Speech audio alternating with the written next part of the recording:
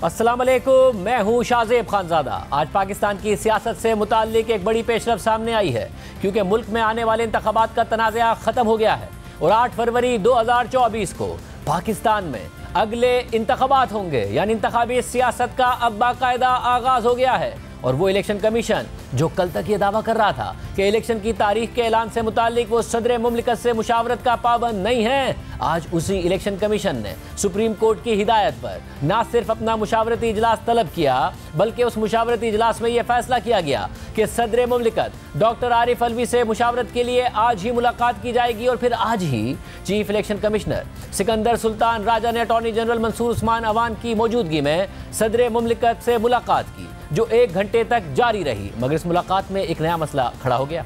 सदर मुमलिकत और chief election commissioner के दरमियान किसी एक तारीख पर इत्तफाक न होने की खबर सामने आई। और फिर सदर मुमलिकत डॉक्टर आरिफ अलवी से मुलाकात के बाद चीफ इलेक्शन कमिश्नर वापस इलेक्शन कमीशन के दफ्तर पहुंचे और दफ्तर पहुंचते ही चीफ इलेक्शन कमिश्नर का सदर मुमलिकत डॉक्टर आरिफ अलवी को लिखा गया एक खत मंजर आम पर आ गया, जिसके मुताबिक मैं सिकंदर सुल्तान राजा बहैसियत चीफ इलेक्शन कमिश्नर सोच विचार के बाद अदालती अहकामात की पैरवी करते हुए 11 फरवरी को कौमी और सूबाई असम्बलियों में इंतखाबात करवाने की तजवीज़ देता हूँ।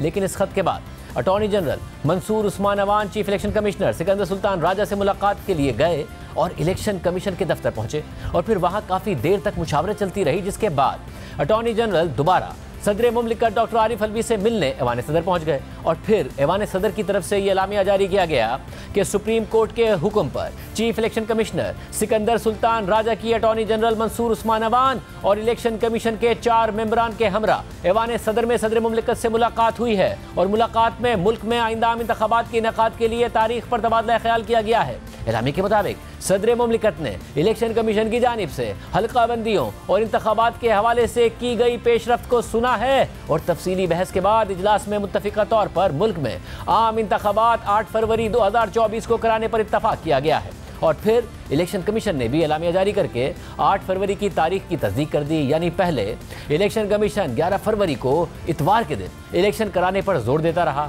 और दावा करता रहा कि छुट्टी के दिन इलेक्शन करवाने से इस अमल में अवामी शमूलियत बढ़ेगी। अदालत में भी इलेक्शन कमीशन ने यही तारीख रखी और फिर सदर मुमलिकत डॉक्टर आरिफ अलवी के सामने भी यही तारीख रखी गई, लेकिन फिर इस तारीख पर इत्तफाक ना हो सका। और फिर अटॉर्नी जनरल की तरफ से दोनों फरीकों के साथ तवील मुशावरत के बाद ऐवान सदर ने 3 दिन पीछे की, यानी 8 फरवरी 2024 को इंतखाबात की तारीख पर इत्तफाक करने का एलामिया जारी किया है, जिसका मतलब यह है कि अब इलेक्शन इतवार को नहीं बल्कि जुमेरात के दिन होंगे। अहम बात यह है कि सुप्रीम कोर्ट इस हवाले से वाज़ेह कर चुकी है कि जिस तारीख का भी ऐलान हुआ वो तारीख पत्थर की लकीर तस्वुर होगी और उसी दिन इंतखाबात होंगे, चाहे कुछ भी हो जाए। सिर्फ यही नहीं, आज अदालत में सदर मुमलिकत डॉक्टर आरिफ अलवी की तरफ से तारीख का वाज़ेह ऐलान ना करने पर अदालत ने उनके कंडक्ट पर संगीन सवालात उठाए हैं, क्योंकि ये मामला काफ़ी अरसे से इल्तवा का शिकार था। 9 अगस्त को कौमी असम्बली तहलील हुई थी और 23 अगस्त को सदर मुमलिकत ने चीफ इलेक्शन कमिश्नर को खत लिखा था और इलेक्शन की तारीख का ऐलान करने से मुतालिक मुशावरत की दावत दी थी। मगर अगले ही दिन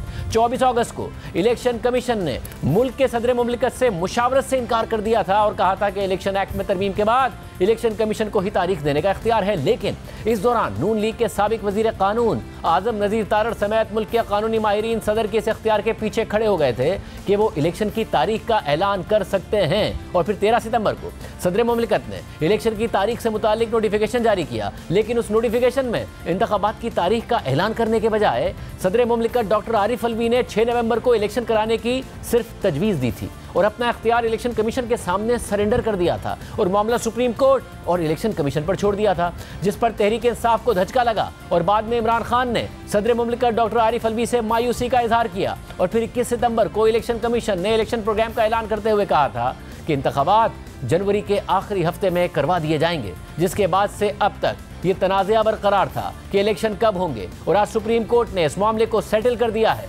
इलेक्शन कमीशन और सदर मुमलिकत के दरमियान 8 फरवरी 2024 को इलेक्शन करवाने पर इत्तफाक हो चुका है और कल इस हवाले से सुप्रीम कोर्ट को भी आगाह कर दिया जाएगा। इस पूरी सूरत हाल से PTI और पीपल्स पार्टी खुश नजर आ रहे हैं और ये दोनों जमातें इलेक्शन की तारीख से मुताल्लिक मुसलसल गैर यकीनी का शिकार थी। किसी को नहीं पता था कि इलेक्शन कब होंगे, लेकिन एक जमात यानी नून लीग शुरू दिन से ही पूरे एतमाद थी कि इलेक्शन फरवरी 2024 में ही होंगे, यानी कौमी असम्बली तहलील होने के बाद जब सदर मुमलिकत और इलेक्शन कमीशन के दरमियान इलेक्शन से मुताल्लिक कोई बातचीत नहीं हुई थी, कोई तनाज़ा नहीं खड़ा हुआ था और ना ही इलेक्शन कमीशन ने हल्का बंदियों का कोई शेड्यूल जारी किया था। उस वक्त से नून लीग और राजा रियाज, जो PDM हुकूमत के फ्रेंडली ओपोजिशन लीडर थे, वो दावे करते रहे कि इलेक्शन फरवरी में होंगे। राजा रियाज तो ये तक कहते रहे कि 15 फरवरी से 4 दिन पहले या 4-5 दिन बाद इलेक्शन हो जाएंगे। हमारे बड़ों ने फैसला किया है और राना सनाउल्लाह 15 अगस्त को यह दावा कर चुके थे कि नवाज शरीफ को पूरा यकीन है कि इलेक्शन फरवरी में होंगे। नवाज शरीफ साहब ये रिस्क भी नहीं लेना चाहते कि पता नहीं इलेक्शन होंगे या नहीं होंगे। इलेक्शन होंगे और उन्हें होते हुए नजर आएंगे तो ही वो पाकिस्तान आएंगे। नहीं, उन्हें पूरा यकीन है कि इलेक्शन जो है वो फरवरी में होंगे। हल्का बंदी जो है वो उससे पहले होनी है, जो कि दिसंबर तक जो है वो मुकम्मल हो जाएगी। इलेक्शन होते नज़र आ रहे हैं, उन्हें भी नज़र आ रहे हैं, बाकी भी सबको नज़र आने चाहिए। इसमें कोई अबहाम जो है वो किसी को नहीं होना चाहिए।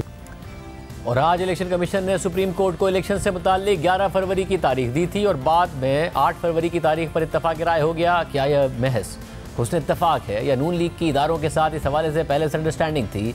इस पूरी सूरत हाल पर बात करने के लिए हमारे साथ मौजूद होंगे नून लीग से तलाल चौधरी साहब और पीपल्स पार्टी से फैसल करीम कुंडी साहब। लेकिन उससे पहले हमारे साथ मौजूद हैं आज जेल में इमरान खान से मुलाकात करने वाले तहरीक इंसाफ के सीनियर रहनुमा और पार्टी की कानूनी टीम के सरबराह हामिद खान साहब। इमरान खान ने उनसे क्या कहा है, क्या वो मुतमईन है, क्या तहरीक इंसाफ इलेक्शन लड़ने जा रही है? बहुत शुक्रिया हामिद खान साहब हमें शो में ज्वाइन करने के लिए। सबसे पहले ज़ाहिर सबसे ज़्यादा बड़ा मुतालबा था ही तहरीक इंसाफ का कि इलेक्शन की तारीख दी जाए, मगर मुतालबा था 90 दिन में इंतखाबात का। अब वो 90 दिन में तो मुमकिन भी नहीं रहे थे जितना वक्त गुजर गया, मगर 8 फरवरी की तारीख क्या वेलकम करती है तहरीक इंसाफ? मुतमईन है आप? देखिए, हम समझते हैं कि आइन की पूरी तरह से पाबंदी होनी चाहिए और आइन की पाबंदी अगर सामने रखी जाती तो 6 नवंबर से पहले की तारीख होती, क्योंकि आइन ने तो वाज़े तौर पर 90 दिन कहे हैं और वो 90 दिन की जो रिक्वायरमेंट थी, जो आइन की एक तकाज़ा है, उस पर इन्होंने अमल दरामद नहीं किया। इसलिए तहरीक इंसाफ का वाज़ेह मौक़िफ़ है कि अमल पूरी तरह से आइन पर अमल दरामद होना चाहिए। सब और मसला ये है कि 90 दिन का मुतालबा था तहरीक इंसाफ का, मगर इख्तियार था सदर मुमलिकत का। और आज अदालत ने भी बहुत संगीन सवालात सदर मुमलिकत डॉक्टर आरिफ अलवी के किरदार पर उठाए। माजी में आप भी ये तनकीद कर चुके हैं कि उन्हें तारीख देनी चाहिए थी। तो ये जो नहीं हो सका आइन पर अमल, इसके कितने बड़े जिम्मेदार हैं डॉक्टर आरिफ अलवी? देखिए, आरिफ अलवी साहब से यकीनी तौर पर एक गलती हुई है। उन्हें जब असेंबली डिज़ोल्व हुई थी 9 अगस्त को, उनको उससे 90 दिन के अंदर तारीख देनी चाहिए थी, लेकिन लगता है कि वो किसी कन्फ्यूजन का शिकार हो गया, क्योंकि ये शोर डाला गया था कि जी ये इलेक्शन कमीशन का काम है तारीख देना। हालांकि ये गलत थी। वो जो इलेक्शन एक्ट में कहा गया है वो ताबे है आइन के। सो आइन के तहत जो आर्टिकल 48(5) की रिक्वायरमेंट है, उसमें तो ये सदर का जो है जिम्मेदारी है कि वो तारीख दे। बहरहाल इस हद तक तो दुरुस्त है कि उनसे एक गफलत हुई है अपना फ़र्ज़ पूरा करने के लिए, लेकिन बहरहाल इलेक्शन कमीशन को चाहिए था कि अगर वो समझते थे कि उनको तारीख देने का हक़ है तो उनको देनी चाहिए थे 90 दिन के अंदर। तो मैं समझता हूँ दोनों की तरफ से ही आइन की जो है पाबंदी नहीं हुई। मतलब और आज आला अदलिया ने ज़ाहिर दोनों पर सवालात उठाए हैं, मगर जब आप कहते हैं कन्फ्यूजन हो गई, ज़ाहिर सदर मुमलिकत के पास कानूनी राय लेने के बहुत सारे मौके मौजूद थे। आप जैसे सीनियर रहनुमा, तहरीक इंसाफ का पूरा जो लॉयर्स विंग है वो मौजूद, इमरान खान साहब कह रहे हो, फिर सीनियर वकला मुल्क के कह रहे हो मीडिया पर आकर के जी सदर के पास इख्तियार है। यहाँ तक कि आज़म नज़ीर तारड़ साहब जिनका ताल्लुक नून लीग से है, साबिक लॉ मिनिस्टर, उन्होंने भी कहा कि सदर के पास इख्तियार है, मगर उन्होंने दी नहीं तारीख। तो ये कन्फ्यूजन थी आपके ख्याल में, कोई और वजह थी जिससे आपकी पार्टी को भी नुकसान हुआ? देखिए, कन्फ्यूजन हो सकती है क्योंकि ये बात बड़े अरसे से जानबूझ के फैलाई गई थी उन तबकों की तरफ से जो नहीं चाहते थे कि 90 दिन के अंदर इलेक्शन हो। उनमें मैं समझता हूँ कि नून लीग की तरफ से भी और उससे कबल 9 अगस्त से पहले जब नून लीग की हुकूमत थी, ये बात बारहा फैलाई गई कि जी ये इख्तियार सिर्फ और सिर्फ इलेक्शन कमीशन का है और सदर का इख्तियार नहीं है। तो इसलिए भी ऐन मुमकिन है कि उनसे ये गलती हुई हो, लेकिन बहरहाल आइन के तहत जो जिसका जो फ़र्ज़ है उसको पूरा करना चाहिए। भारत को गलती तो सदर साहब की है। अच्छा, और अब जबकि इलेक्शन की तारीख का ऐलान हो गया है तो क्या तहरीक इंसाफ इलेक्शन में हिस्सा लेगी? ज़ाहिर है आप लोगों के बहुत ज़्यादा तहफ़्फ़ुज़ात थे जिनका आज आपने इमरान खान साहब से मुलाकात के बाद मीडिया टॉक में भी जिक्र किया। इमरान खान साहब का क्या मूड है? इलेक्शन लड़ना है? इलेक्शन हर सूरत लड़ना है और हर एक हल्के से लड़ना है। इसके बारे में तो पार्टी बिल्कुल वाज़ेह है, इमरान खान साहब बिल्कुल वाज़ेह हैं। गो इलेक्शन आइन के टाइम लाइन के मुताबिक नहीं हो रहा है, वो अपनी जगह हमारे बड़े शदीद एतराज़ात हैं उसके ऊपर, लेकिन इलेक्शन अगर होने जा रहा है, वाक़या ही होने जा रहा है, तो हम हर सूरत इलेक्शन में हिस्सा लेंगे। पीटीआई हिस्सा लेगी और हर एक हलके में हिस्सा लिया जाएगा। और क्या इमरान खान साहब को उम्मीद है कि उनकी ज़मानत हो जाए, बेल हो जाए, वो बाहर आ जाएं और इलेक्शन की कैंपेन कर पाएं? जब आपकी मुलाकात हुई तो क्या क्या सियासी मामलात पर आपकी बात हुई उनसे? देखिए, अभी तक तो जिस कदर जबर की फ़िज़ा है और जो मौजूदा कहने को केयर टेकर गवर्नमेंट है, लेकिन वो कम्प्लीटली जो है इस्टेब्लिशमेंट के मातहत है, जो जिस तरह से उनका अभी तक कॉन्डक्ट रहा है उसमें कोई चीज़ भी ऐसी नहीं है जिसको हम मुनसिफाना कह सकें। और इसलिए हमारे बड़े शदीद तहफ़्फ़ुज़ात हैं कि जिस अंदाज से इलेक्शन कराया जा रहा है, एक पार्टी लीडर जो है उसके ख़िलाफ़ मुकदमात बनाए गए हैं और उनको जेल में बंद रखा हुआ है और वो उनको कोई इजाज़त नहीं है कि इलेक्शन कैंपेन करें। और उनकी पार्टी के भी जितने वर्कर्स हैं उनको या तो ज़बरदस्ती अलग कर दिया गया है दबाव डाल के, या फिर उनको इस वक्त जेल में रखा हुआ है, या फिर उनको मजबूर किया गया है कि अंडरग्राउंड हो जाए। नतीजा क्या है? पीटीआई को कोई ओपन फील्ड नहीं दिया जा रहा इलेक्शन कैंपेन का, ना उसके वर्कर्स को दिया जा रहा। यहाँ तक कि कॉर्नर मीटिंग जो होनी थी लाहौर में उसको भी होने नहीं दिया गया, जबकि इतना बड़ा जलसा नवाज शरीफ साहब के लिए, जो कि दर हकीकत कॉन्विक्ट हैं, जिनके ख़िलाफ़ एक अदालत का वाज़ेह जजमेंट है और उनको सज़ा याफ्ता है, और दूसरा अरसे दराज से मफरूर हैं, उनको आपने प्राइम मिनिस्टर का प्रोटोकॉल दे दिया और इस तरह से उन्हें इतना बड़ा जलसा करने की इजाज़त दी। और इसके बरक्स इमरान खान साहब को एक मसनूई से इल्ज़ामात ला जेल में बंद कर दिया गया है, ताकि और बाकी वर्कर्स को और लीडर्स को भी मजबूर किया गया है कि वो या जेल में है या उनको अंडरग्राउंड होना पड़ा। लिहाजा किसी तौर पर भी जो माहौल पैदा किया है मौजूदा केयर टेकर गवर्नमेंट ने और उसके पीछे जो मुक़्तदर ताकतें हैं, वो किसी तौर पर भी नहीं मुनसिफाना इलेक्शन कराती नज़र आ रही हैं। तो इसमें इमरान खान साहब का क्या रास्ता क्या सोच रहे हैं? सियासी जमातों से उनको उम्मीद है कि उनसे डायलॉग करके एक रास्ता निकाला जाए, आला अदलिया से उम्मीद है कि उनसे इस्तदा करके रास्ता निकाला जाए, या फिर इस्टेब्लिशमेंट को अप्रोच किया जाए, उनसे बात करके रास्ता निकाला जाए? क्या सोच रहे हैं वो? देखिए, वो तो चाहते हैं कि आइन पर अमल दरामद हो, लिहाजा उन्हें उम्मीद अदलिया से है कि अदलिया आइन पर और कानून पर अमल दरामद कराएगी, क्योंकि हमें कोई ऐसी उम्मीद दूसरी पार्टी से भी नहीं है जो इस वक्त मुकम्मल तौर पर इस्टेब्लिशमेंट के साथ हैं और पाकिस्तान तहरीक इंसाफ को क्रश करने पर तुली हुई हैं। लिहाजा उनसे कोई तवक्को करनी कि वो फेयर होंगे या पीटीआई को बराबरी का मौका दिया जाएगा इलेक्शन कैंपेन करने का या इलेक्शन लड़ने का, ये तवक्को जो है हरगिज़ हमें नहीं है। लेकिन बहरहाल अगर कोई इन ऑल फेयरनेस, पहली बात तो ये है कि बाकी सब पार्टीज़ के जो लीडर्स हैं वो आज़ाद हैं और सिर्फ पीटीआई का जो लीडर है उसको कैद में रखा हुआ है। इसी तरह बाकी जितनी सियासी जमातें हैं उनके लीडर्स और वर्कर्स जो हैं वो आज़ाद हैं, कैंपेन करते फिर रहे हैं हर तरह की एक्टिविटी में, और पीटीआई के वर्कर्स और लीडर्स जो हैं वो या पाबंद सलासल हैं या फिर वो मजबूर हैं कि अपने आप को अंडरग्राउंड रखें। तो ऐसी सूरत में इलेक्शन किस तरह का इलेक्शन हो रहा है? और हामिद खान साहब, आप पार्टी पर सब किस्म के पाबंदी, आप उन शख्सियात में हैं जो 2018 से पहले भी जो मामलात हो रहे थे या फिर नवाज शरीफ साहब की नाअहली थी, आप उन पर आवाज़ उठाते थे पार्टी में होते हुए भी, और तहरीक इंसाफ में आपको मुखालफत का भी सामना था। नाउ 2018 के इलेक्शन से पहले नवाज शरीफ साहब बेटी समेत जेल में थे, आज इमरान खान साहब जेल में हैं। तो कम से कम जब आपकी बात हुई इमरान खान साहब को ये एहसास है कि पॉलिटिकल फोर्सेस से बात की जाए और एक रास्ता निकाला जाए कि जी इस तरीके से नहीं चल सकता कि एक इलेक्शन में आप जेल में थे, इस इलेक्शन में मैं जेल में हूं, या वो अभी तक अपने उसी रवैये पर कायम है कि नहीं इनसे तो मैं बात नहीं करूंगा, ये तो चोर हैं सारे?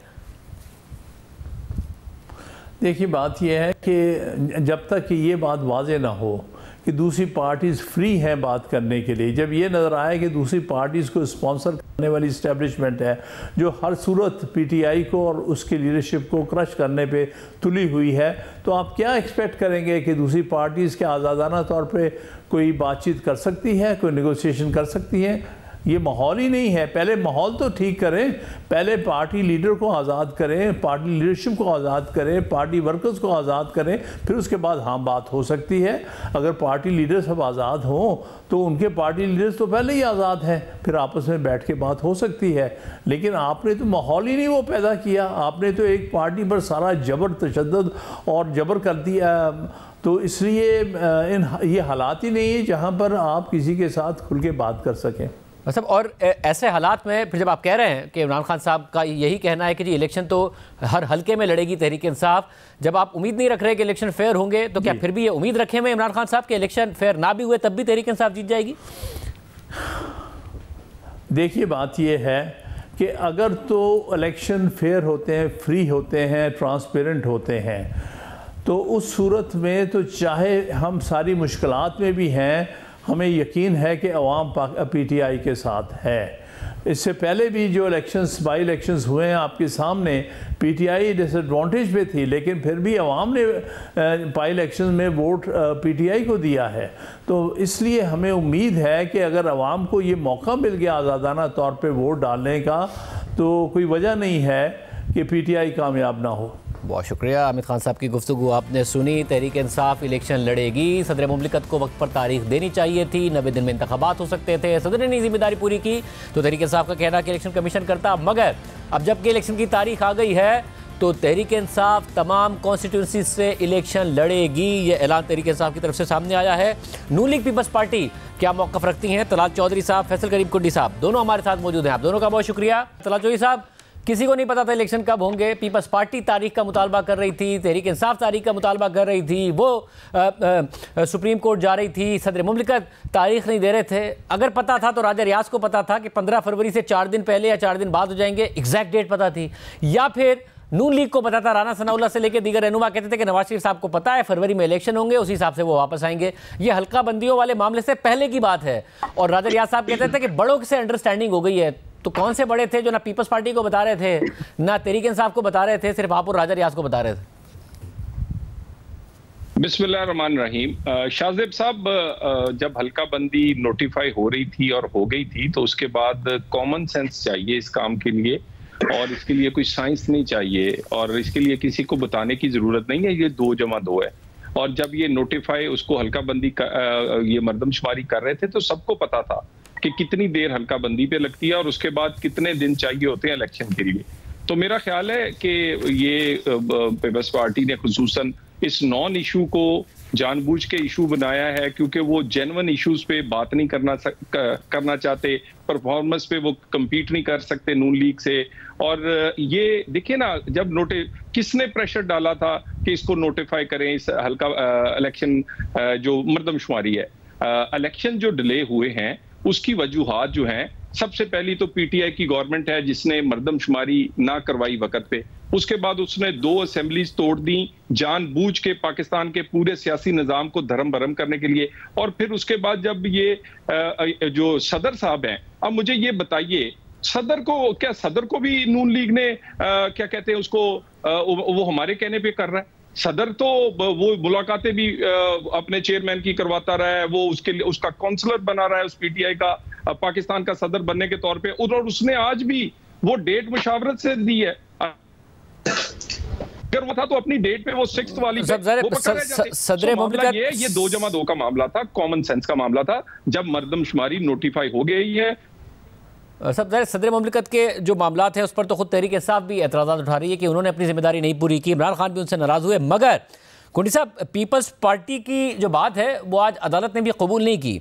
जस्टिस अतर मिनल्ला साहब ने भी आज फारूक नाइक साहब से कहा कि आप लोगों ने भी मरदमशुमारी की मुखालफत नहीं की थी, नाइक साहब छोड़ दें, आपकी जमात समेत सब इलेक्शन में ताख़ीर के ज़िम्मेदार हैं। यानी कि सदर साहब को भी आज सुप्रीम कोर्ट में बहुत चार्जशीट किया गया, इलेक्शन कमीशन को भी, दीगर जमातों को भी, और उसमें पीपल्स पार्टी को भी। और वैसे भी पीपल्स पार्टी आवाज़ तो उठाती रही, मगर तहरीक इंसाफ तो सुप्रीम कोर्ट गई भी कि किसी तरह इलेक्शन मिल जाए। आप तो कहीं गए भी नहीं, बस आवाज़ ही उठाते रहे। तो आपको भी पता सभी था, बस ऐसी आवाज़ उठा रहे थे आप। बिस्मिल्लाहिर्रहमानिर्रहीम। देखें, ऐसी बात नहीं है और अतर मिनल्ला साहब के लिए मुझे बड़ा एहतराम है और अब उधर हम बात ही नहीं कर सकते हैं, क्योंकि अगर बात होगी तो हम तीनों कल सुबह कंटेम्प्ट ऑफ कोर्ट में खड़े होंगे। नहीं, अतर मिनल्ला साहब ऐसे जज नहीं है, मतलब अभी साकिब निसार की अदलिया नहीं है, तो अतर मिनल्ला साहब कंटेम्प्ट वाले जज नहीं है, तो आप बोल सकते हैं जो आप बोलना चाहते हैं। फिर भी जो है, हम सियासतदान ही पंचिंग बॉक्स होते हैं, तो हम बर्दाश्त कर लेंगे। हम सियासत करते हैं, हम बहुत सी चीज़ें बर्दाश्त करते हैं, बहुत सी चीज़ें हमने बर्दाश्त की हुई हैं, अच्छी बात है। लेकिन पाकिस्तान पीपल्स पार्टी का देखें, पहले दिन से मौक़िफ़ था। तलाल साहब ने जो बात की है इसकी जो है डिलिमिटेशन की, हम आज भी कहते हैं कि डिलिमिटेशन जो है वो एक प्रोसेस है जिसमें एक लेजिस्लेशन है, वो कॉन्स्टिट्यूशन नहीं था। कॉन्स्टिट्यूशन को अगर फॉलो किया जाता, हम आज भी इस उम्मीद से हैं कि जो काजी फाइज़ साहब आए हैं, मैंने उनको देखा जब वो पार्लियामेंट में थे, उसमें जो आए थे, क्या नाम है, अपनी कॉन्स्टिट्यूशन जब गोल्डन जुबली मनाई जा रही थी और उन्हें कॉन्स्टिट्यूशन की किताब उठाकर ला रही थी कि इसी के मुताबिक मुल्क चलेगा, और मैं समझता हूँ कि मुल्क चलना भी चाहिए। चलो 90 दिन में इलेक्शन नहीं हुए, अब गालिबन 8 फरवरी की फाइनल डेट हो गई है। अब हम ये उम्मीद करते हैं कि इलेक्शन कमीशन हमें बहुत जल्द इस पर शेड्यूल भी देगा, ताकि बाकी सियासी जमातें जो हैं वो अपनी जो है, जितनी भी सियासी जमातें अपना कम से कम इलेक्शन मुहिम शुरू कर लें, क्योंकि उन्होंने पहले जनवरी के आखिर में कहा था और फिर 11 से 8 फरवरी आज हो गई, चलो हो गई है। हम अब ये कहते हैं कि शेड्यूल आ जाए ताकि पॉलिटिकल पार्टीज तो कोटी साहब, आपका जो कंसर्न था, जो आप हमारे प्रोग्राम में भी शुरू में ही कह रहे थे कि ये मामला अब जनवरी फरवरी में भी नहीं होगा, ऐसा ना हो कि नून लीग भी सड़कों पर हमारे साथ इलेक्शन की तारीख मांग रही हो, और क्योंकि ये अदालतों में चैलेंज होंगे, डिलिमिटेशन के मामला, कम से कम वो कंसर्न आपका दूर हो गया। अब आपको नजर आ रहा है पीपल्स पार्टी को कि 8 फरवरी को इलेक्शन होने जा रहे हैं और पीपल्स पार्टी उसमें भरपूर हिस्सा लेने जा रही है।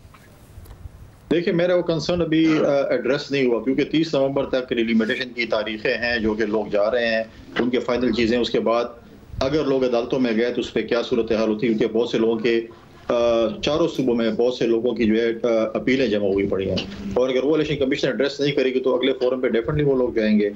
तो वो चीज़ अभी जो है वो, अगर ये चीज़ तो हम पहले भी डिमांड कर रहे थे कि इलेक्शन कमीशन कह देता कि सपोज 28 जनवरी या 25 जनवरी को इलेक्शन, और ये हमारा जो है शेड्यूल है। आज तक शेड्यूल नहीं है। उम्मीद है कि आज उन्होंने एक नोटिफिकेशन किया है 8 फरवरी का, उसका शेड्यूल भी देंगे। हम आज भी उम्मीद करते हैं कि इस टाइम के मुताबिक जो है ये जो इन्होंने बताया है उस पर जो है ये इलेक्शन हो जाएगा। एक जो हमारी जो पॉलिटिकल अनसर्टेनिटी है या इकोनॉमिकल अनसर्टेनिटी है, उसका भी खात्मा होगा।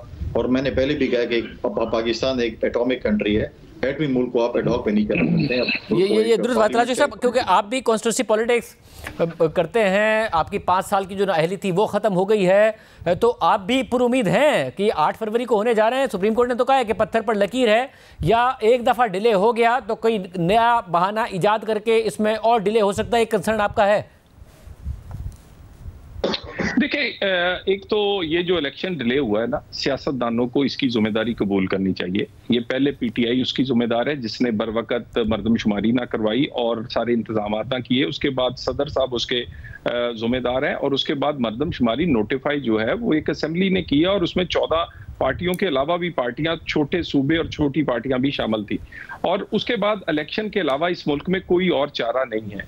और मगर एक सिर्फ इलेक्शन शाज़ेब नहीं चाहिए, एक ऐसा इलेक्शन चाहिए जो फेयर एंड फ्री हो, और जिसका नतीज जो हैं वो सारे तस्लीम करें। नतीजे के अगले दिन लॉन्ग मार्च खड़े हो, नतीजे के अगले दिन प्रेस कॉन्फ्रेंस से हो रही। राजू साहब, 2018 में तो शायद आप ये मुतालबा करते, अभी आप चाहते हैं फेयर एंड फ्री हो, क्योंकि फेयर एंड फ्री होगा तहरीक इंसाफ को भी लड़ने का मौका मिलेगा। कहाँ जीत पाएंगे आप?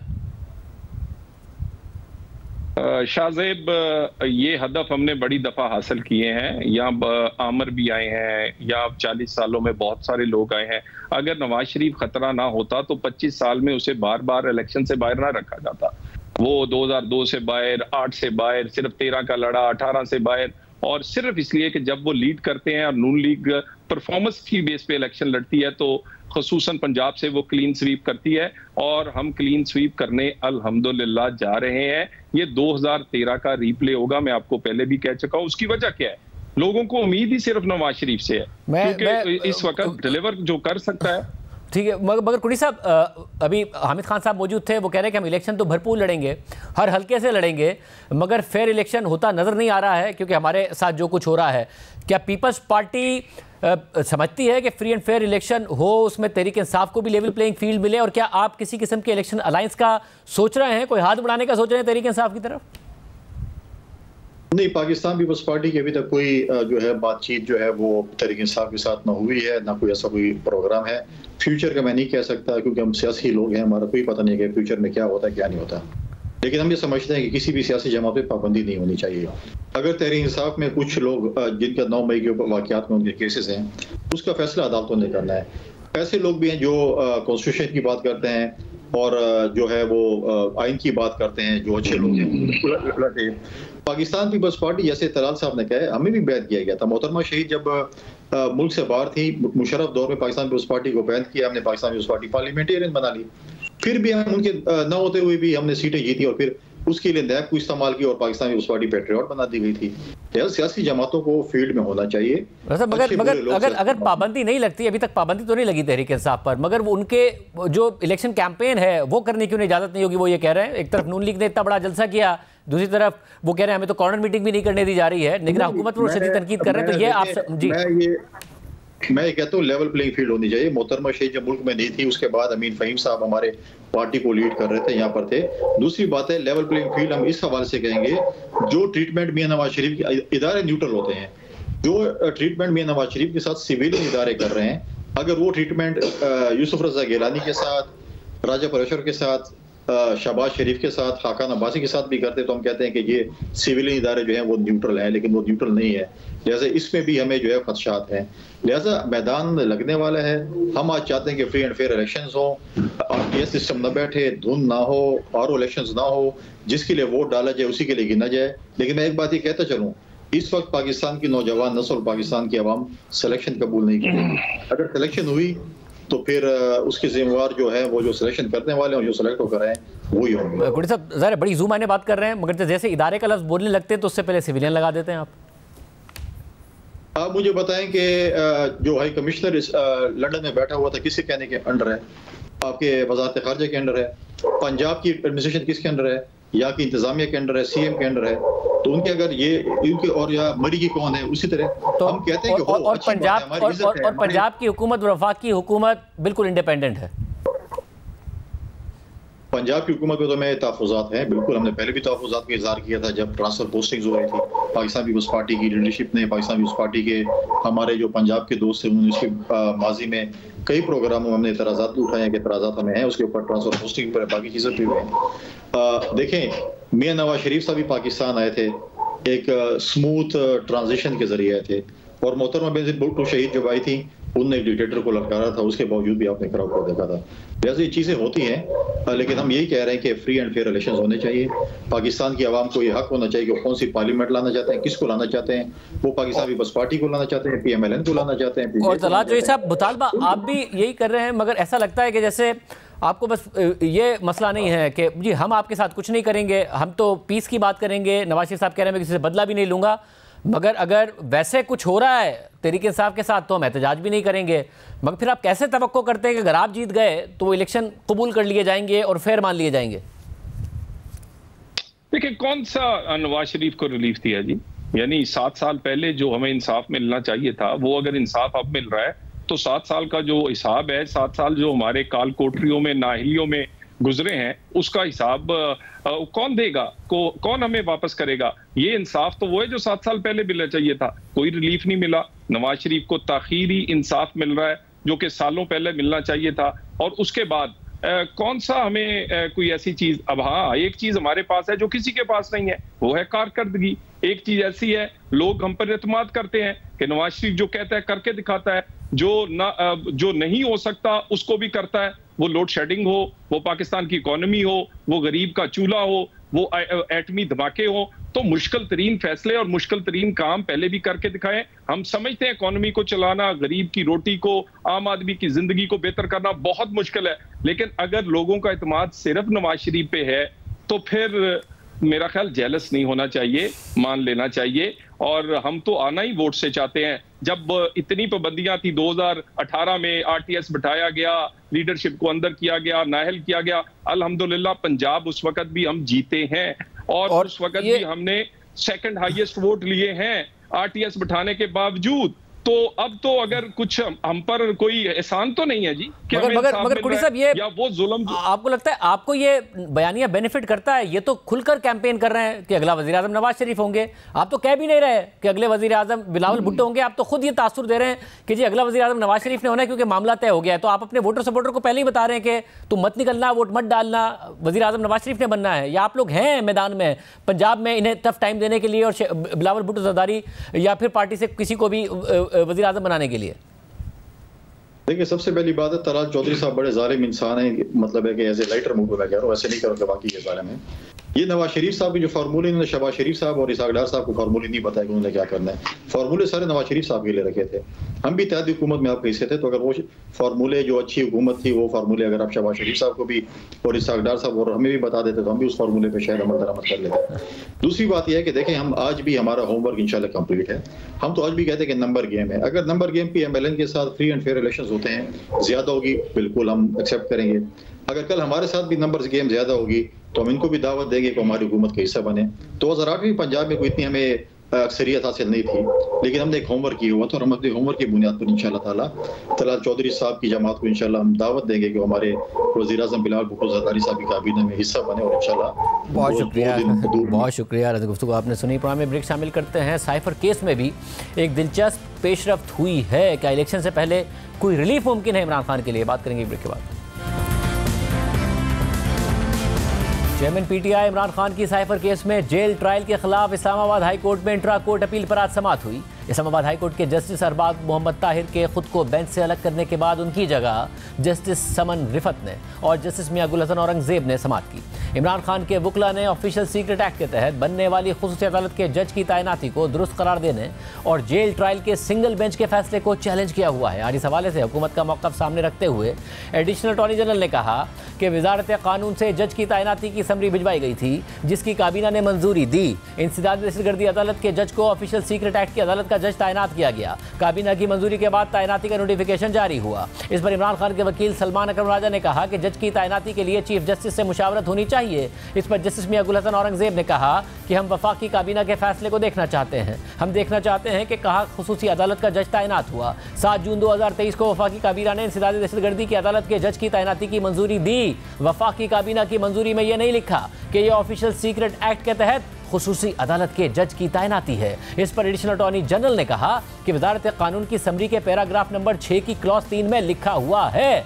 इस पर जस्टिस मियां गुल हसन औरंगजेब ने कहा कि वजारत कानून की समरी में ऑफिशियल सीक्रेट एक्ट के तहत बनने वाली अदालत के जज की तैनाती का जिक्र है। इस दौरान इमरान खान के वकील सलमान अकरम राजा ने कहा कि वफाकी हुकूमत ने आज अपनी मर्जी से एक जज को ऑफिशियल सीक्रेट एक्ट की अदालत का जज बना दिया। जज की तैनाती के लिए मुतालिका चीफ जस्टिस से मुशावरत ही नहीं की गई। तो इस पर जस्टिस मियां गुल हसन औरंगजेब ने कहा कि हम रजिस्ट्रार ऑफिस से पूछ लेते हैं कि क्या चीफ जस्टिस से मुशावरत हुई या नहीं। इस पर एडिशनल अटॉर्नी जनरल ने कहा कि समरी में लिखा है कि चीफ जस्टिस की मुशावरत से तैनाती हुई है। इस पर सलमान अकरम राजा ने कहा कि यह फेडरल मामला है तो मुशावरत चीफ जस्टिस ऑफ पाकिस्तान से होनी चाहिए थी।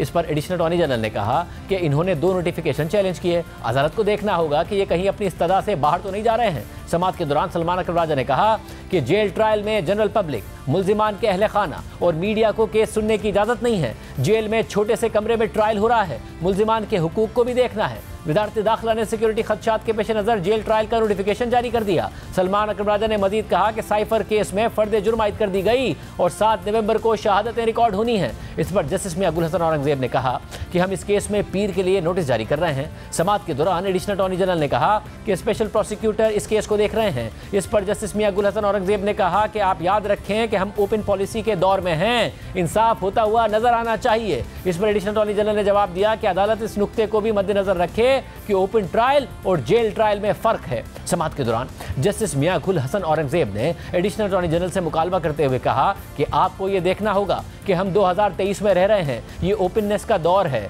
ओपन कोर्ट, ओपन समात का दौर है। अगर जेल की सलाखों के पीछे ट्रायल में सजा सुना दी जाती है तो इसके क्या असरात होंगे। इस पर एडिशनल अटॉर्नी जनरल ने कहा कि ये सब चीज़ें तो आपको देखनी है। इसके बाद अदालत ने वफाकी हुकूमत, वजारत कानून और FIA समेत तमाम फरीक़ैन को नोटिस जारी करते हुए केस की समाअत पीर तक मुलतवी कर दी। इस केस की 31 अक्टूबर को होने वाली समाअत में भी अदालत ने वजारत कानून के ज्वाइंट सेक्रेटरी की सतह के अफसर को तलब किया था। इस समाअत का ऑर्डर कल सामने आया था, जिसे बेंच की सरबराही करने वाले जज जस्टिस मियां गुल हसन औरंगजेब ने तहरीर किया था। इस ऑर्डर से बेंच में शामिल जस्टिस अरबाब मोहम्मद ताहिर ने भी इत्तफाक किया था, लेकिन इसके बाद जस्टिस अरबाब ताहिर ने खुद को बेंच से अलग कर दिया था और फिर जस्टिस मियां गुल हसन औरंगजेब ने जस्टिस अरबाब ताहिर के नोट को सेल्फ एक्सप्लेनेटरी करार दिया और फिर बेंच टूट गया और अब इस्लामाबाद हाई कोर्ट की जस्टिस समन रिफत को इस बेंच में शामिल किया गया है। प्रोग्राम में ब्रेक शामिल करते हैं। कुछ ऐसे हकाइक हैं जो हम आपके सामने रखेंगे एक ब्रेक के बाद। गजा में इसराइली बमबारी से अमवात की तादाद 9,000 और जख्मियों की तादाद 32,000 से ऊपर चली गई है। साथ ही इसराइली फोर्सेस की सरहदी बाड़ से गजा सिटी की तरफ मुसलसल पेशकदमी जारी है, जिसमें खुद उन्हें भी सख्त मज़ाहमत और जानी नुकसानात का सामना है। गुज़िश्ता 2 दिनों में हमास से आमने सामने लड़ाई में मरने वाले इसराइली फौजियों की तादाद 20 हो गई है। आज इसराइली फोर्सेस ने तस्दीक की है कि शुमाली गजा में ज़मीनी ऑपरेशन के दौरान उनका एक लेफ्टिनेंट कर्नल भी मारा गया है, जबकि कई फौजी जख्मी हुए हैं। खुद इसराइली हुक्काम ये तस्लीम भी कर रहे हैं कि यह जंग पेचीदा तरीन और मुश्किल तरीन है, जो बहुत तवील होने वाली है और इसमें इसराइल को भी भारी नुकसान पहुँचेगा। इसराइली मीडिया के मुताबिक इस वक्त इसराइली फोर्सेस 4 मुख्तलिफ सिमतों से गजा के अंदर पेशकदमी कर रही हैं और गजा की पट्टी को जकड़ रही हैं। इसराइली फोर्सेस शुमाल मगरबी और शुमाल मशरकी गजा के इलाके में काफ़ी अंदर पहुंच रही हैं। इसके अलावा ये इतलात भी हैं कि इसराइली फौजी जनूब मशरकी गजा की जानिब भी हरकत कर रहे हैं और वहां पर सलाहुद्दीन रोड और रशीद स्ट्रीट की साहिली लाइन को मुनक़ता कर रहे हैं। इन इलाकों में इसराइली फोर्सेस और फलस्तीनी जंगजुओं के दरमियान शदीद लड़ाई जारी है, जिसमें लोग मर रहे हैं, मजीद घर तबाह हो रहे हैं और जो लोग नहीं भाग सके वो इस वॉर जोन में फंस गए हैं, क्योंकि जनूबी गजा की जानिब जाने वाला रास्ता बंद कर दिया गया है और लोगों के पास यहाँ से निकलने का कोई और रास्ता नहीं है। यानी हालात ये हैं कि अब जो भी शुमाली गजा में रह गया है उसे वहीं रहना पड़ेगा। लेकिन जब से ये जंग शुरू हुई है तब से इसराइली फोर्सेस गजा में हमास की सुरंगों को अपने लिए सबसे बड़ा खतरा करार देती रही हैं और इससे निपटने के लिए मुसलसल मंसूबाबंदी कर रही हैं। और अब लगता है कि इसराइली फोर्सेस सुरंगों में दाखिल हुए बगैर हमास से लड़ने और सुरंगों को तबाह करने का प्लान बना रही हैं, मगर इस प्लान पर भी इसराइली हुकाम के दरमियान इख्तलाफात की खबरें सामने आ रही हैं। इसराइली मीडिया के मुताबिक गजा में ज़मीनी ऑपरेशन के दौरान जो इलाके इसराइली फोर्सेस के कंट्रोल में आ गए हैं, वहाँ पर आर्मी इंजीनियर्स हमास की सुरंगों को तबाह करने के लिए एक वसी ऑपरेशन कर रहे हैं। इस काम के लिए रोबोट्स और धमाका खेज डिवाइसेस को इस्तेमाल किया जा रहा है। एक सीनियर इसराइली फौजी अफसर के मुताबिक हमास शायद पहले तो हमें परेशान करने में कामयाब हो गई थी, क्योंकि वो सुरंगों के खारजी रास्ते से हम पर फायरिंग कर रहे थे, लेकिन जैसे ही हमने इन इलाकों का कंट्रोल हासिल किया है तो इसके बाद इंजीनियरिंग ऑपरेशन शुरू कर दिया गया है। हम इन सुरंगों को उन्हीं पर गिराने जा रहे हैं, फिर ये एक डेथ जोन बन जाएगा। इन्होंने बहुत बड़ी गलती कर दी है, क्योंकि वो एक ऐसी जगह पर रह रहे हैं जहाँ से वो भाग ही नहीं सकते हैं, वो अब इन सुरंगों में ही मर जाएंगे। इसके अलावा इसराइली दिफाई अफवाज के साबिक डिप्टी चीफ ऑफ स्टाफ और रिजर्व जनरल ने बयान दिया है कि किसी भी हालत में इसराइली फौजियों को हमास की सुरंगों के अंदर नहीं जाना चाहिए। आर्मी रेडियो को इंटरव्यू देते हुए उनका कहना था कि सुरंगों के अंदर दाखिल होना एक संगीन गलती होगी, जहां हमास के जंगजू छुपे हुए हैं और इंतजार कर रहे हैं। हमारी ये हिकमत अमली है कि सुरंगों को तलाश किया जाए और उनके दरवाजे सील कर दिए जाएं या फिर वहां पर धुआं छोड़ दिया जाए, जिससे दुश्मन को बाहर निकलना पड़े या उसे नुकसान पहुंच जाए। लेकिन अगर सुरंगों में जाकर लड़ाई की गई तो ऐसा मुमकिन नहीं है कि इसराइली फौजियों को नुकसान नहीं पहुंचे। आप सुरंगों के अंदर लड़ाई नहीं करते, बल्कि सुरंगों के खतरे का सामना करते हैं। इसराइल के रिजर्व जनरल का मजीद कहना था कि अगर हमास सुरंगों में ही रहती है तो यह उसके लिए डेथ ट्रैप बन जाएगा। दूसरी तरफ इसराइली मीडिया का दावा है कि इसराइली फौजियों ने अब तक गजा में 100 सुरंगों को तबाह कर दिया है, जिनमें वो सुरंगें शामिल नहीं हैं जो फ़िज़ाई बमबारी से तबाह हुई हैं। और इसराइली दिफाई अफवाज के चीफ का कहना है कि अभी तो इसराइली एयरफोर्स ने अपनी आधी ताकत भी इस्तेमाल नहीं की है। बहरहाल फ़िज़ाई बमबारी के साथ साथ गजा में इसराइली ज़मीनी फोर्सेस की हमास से लड़ाई भी जारी है। इसराइली फोर्सेस का कहना है कि उसने कल रात को भी दर्जनों जंगजुओं को मार दिया और मुतादिद ठिकानों को तबाह कर दिया, जबकि हमास का कहना है कि इसराइली फौजियों को गजा में सख्त जवाब दिया जा रहा है और भारी नुकसान पहुँचाया जा रहा है। हमास की अल-क़स्साम ब्रिगेड के बयान के मुताबिक शुमाल मगरबी गजा के इलाके में हमास के जंगजुओं ने कम अज़ कम 2 इजरायली टैंक्स और बुलडोजर्स को निशाना बनाया है। इसके अलावा अब से कुछ देर पहले लेबनान से शुमाली इसराइल के एक शहर पर कई रॉकेट्स फायर किए गए हैं, जिससे कई इमारतों और गाड़ियों को नुकसान पहुंचा है और 2 लोग जख्मी भी हो गए हैं। लेबनान से इस हमले की जिम्मेदारी भी हमास ने कबूल कर ली है। दूसरी जानिब इजरायली एयरफोर्स पिछले 3 दिन से पनाह गजीनों के कैंप्स को निशाना बना रही है। आज सुबह एक और कैंप पर फिजाई बमबारी की गई, जिसमें 15 अफराद शहीद हो गए हैं। साथ ही पिछले 3 दिन से जबालिया पनाह गजीन कैंप इसराइली फोर्सेस के निशाने पर है, जहां पिछले 3 दिन में 3 दफ़ा बमबारी की गई है और दर्जनों मिसाइल मारे गए हैं, जिसके नतीजे में 195 अफराद शहीद हो गए हैं और 120 लोग अब भी लापता हैं और मलबे तले दबे हुए हैं, जबकि 700 से ज़ायद लोग जख्मी हैं। जबालिया कैंप मलबे का ढेर बना हुआ है। अल जज़ीरा के मुताबिक अब भी इमदादी टीमें कैंप तक नहीं पहुंच पा रही हैं और लोग अपने हाथों से मलबा हटाकर लाशों और जख्मियों को तलाश कर रहे हैं। ऐसे ही एक शख्स का कहना था कि मैं अपनी 2 बहनों और उनकी पूरी फैमिली को मलबे में तलाश कर रहा हूं। हम बेबस हो गए हैं क्योंकि हम कंक्रीट का इतना भारी मलबा नहीं उठा सकते और फिर अब तो बहुत देर हो चुकी है। अगर हम उन्हें तलाश कर भी लें तो अब तक तो वो मर गए होंगे।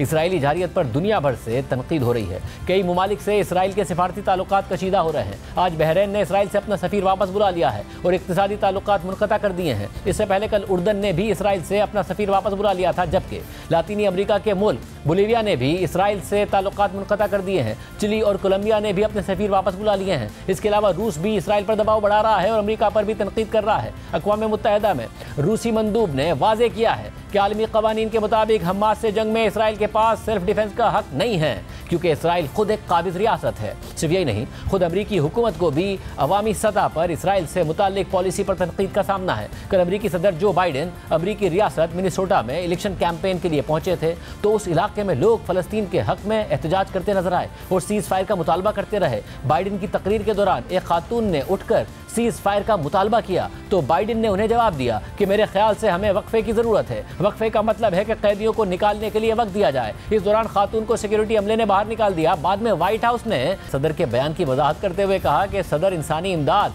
और 240 इरगमालियों की बाजियाबी से मुताल्लिक वक्फे की बात कर रहे थे, यानी अमरीकी सदर सीज़ फायर की बात नहीं कर रहे थे। गज़ा में फ़लस्तीनी जारियत पर आलमी तंजीमों के साथ साथ मारूफ आलमी शख्सियात भी आवाज़ उठा रही हैं। बैनुल-अक़वामी शोहरत याफ्ता हॉलीवुड अदाकारा और human rights activist Angelina Jolie ने अपने इंस्टाग्राम अकाउंट पर जबालिया पनाह गज़ीन कैंप की तबाहशुदा तस्वीर पोस्ट की है और लिखा है कि गज़ा पिछली 2 दहाइयों से खुली जेल बना हुआ है और अब तेज़ी से एक इज्तिमाई कब्रिस्तान बनता जा रहा है। मरने वालों में 40% बेगुनाह बच्चे हैं। ख़ानदान के ख़ानदान कत्ल किए जा रहे हैं और दुनिया तमाशा देख रही है। बहुत सी हुकूमतों की हिमायत के साथ बच्चों और ख़वातीन समेत लाखों फ़लस्तीनियों को इज्तिमाई सज़ा दी जा रही है और उनके साथ गैर इंसानी सलूक किया जा रहा है। इंसानी बुनियादों पर जंग बंदी का मुतालबा करने से इनकार करके और अक़वाम मुत्तहिदा की सलामती काउंसिल को दोनों फरीक़ों पर सीज़ फायर नाफिज करने से रोक कर आलमी रहनुमा खुद भी इन जराइम में मुलविस हो रहे हैं। दुनिया के दबाव के बावजूद इसराइल जंगबंदी के लिए तैयार नहीं है और अपनी जारियत मज़ीद बढ़ाता जा रहा है।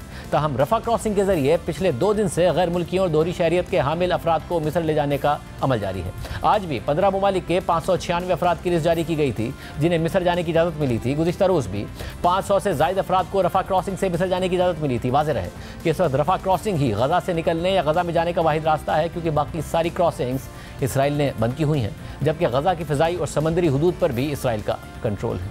इरा दीजिए, अल्लाह हाफ़िज़।